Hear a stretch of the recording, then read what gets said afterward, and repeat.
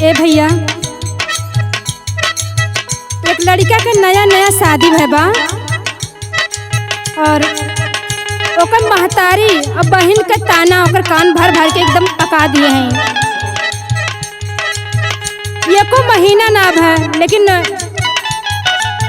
ताना सुन सुन के वो लड़का एकदम घबरा गई बा।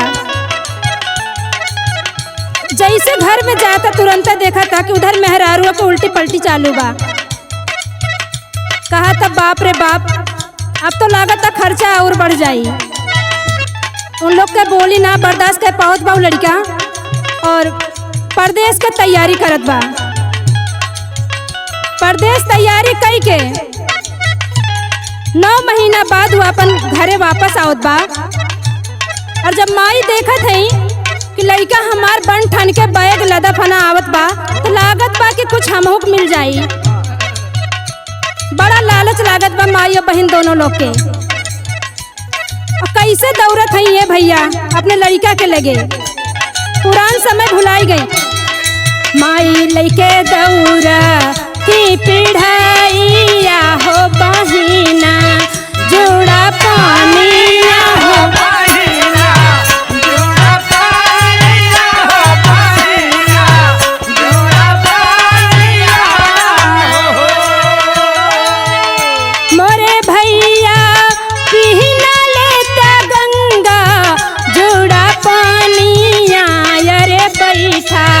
ना पिढ़ाइया ना हो।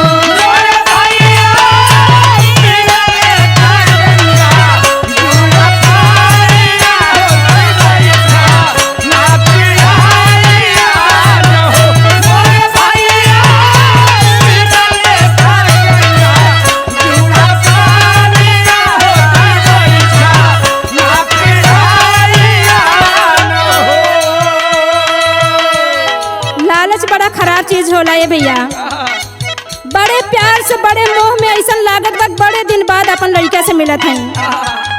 आगे का होत बा,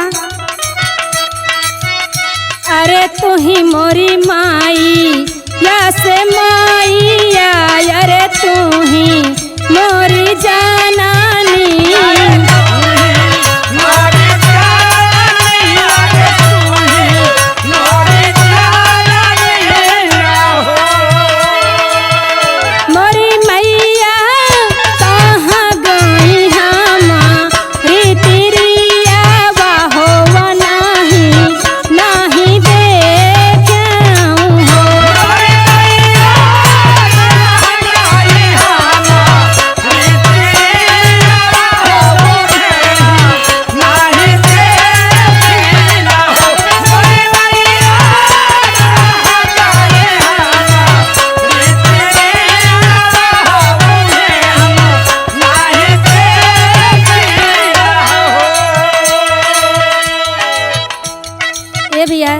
बहन जैसे सुनी कि भैया फिर अपने मेहरारू के खोजत हैं, तब तक तो उनके जो में आग लग गए। और का कहत है बहन, उनका पेट ना भरा बा। तू ही मोरे भाई या से भैया हो, तू ही ना श्री साहेब।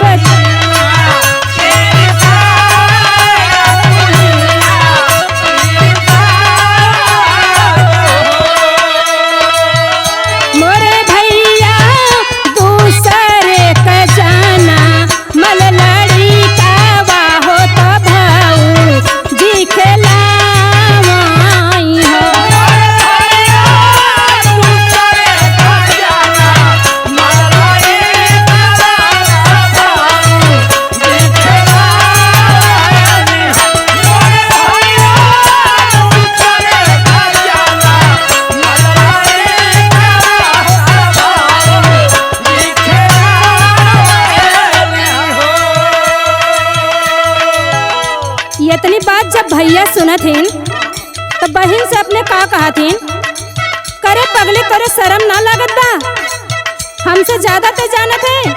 सुन हमार बात सुन, हमारे लगावा है न भूलावा हो, हमाही रात सी चाँद।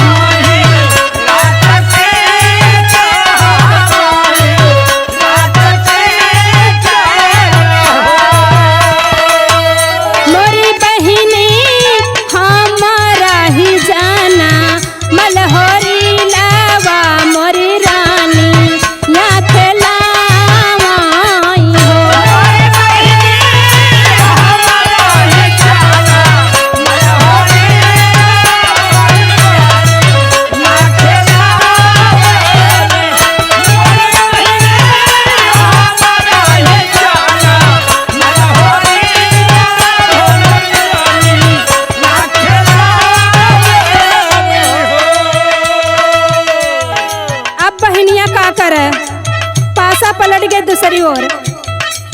अब सोचत बा बहन की अब दिमाग कुछ और लगाओ पड़ी। का कहत बा, तोहरे लगावा है न बुलावा यार तू ही रात सी चांद।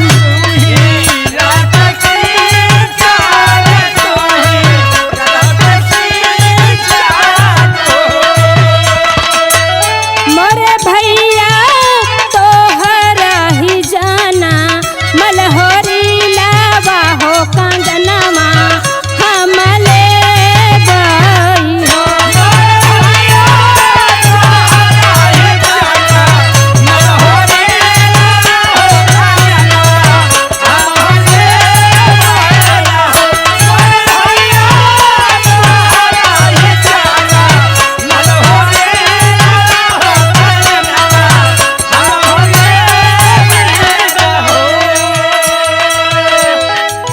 अब तो बड़ा मीठ मीठ बोलत है के भैया, जब तोहरा लड़का है तो हमें कंगन चाहिए। और दौड़ के भौजी के लेके जात हैं कि ये भौजी हाई कंगन उतारा हमके दे दा। भौजी का कहत है ननद से, बड़ी गुस्सा लागता, बड़ी गुस्सा में बोलत है, वन के लगावा नाले बुलावा हो वो नाही नाही सी चांद।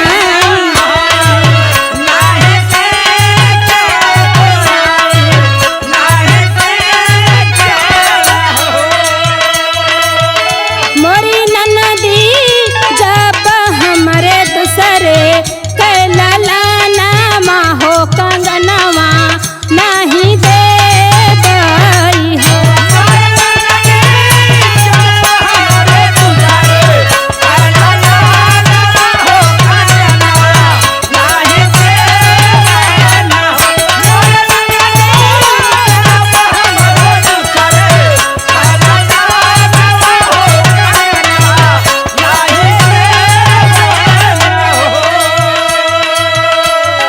कहत हई ये नंदो, जब दूसरे के जन्मा लड़का हम खिलाओ थई तो कंगन हम ना दे। तो नंदिया का कहत बा, जुग जुग जिए तोहरा लाला ना हो हमारा रहे से नूर।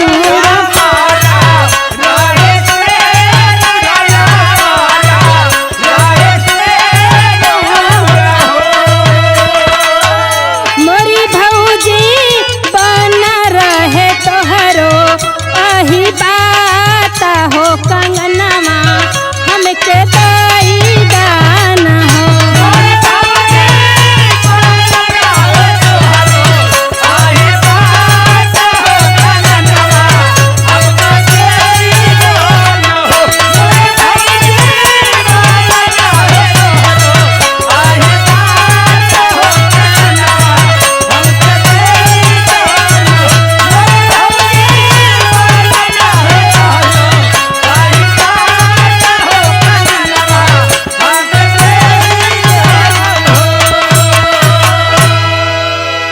केतनो कुछ कहे लेकिन वो कंगन ना मिला, उनका काम फेल है।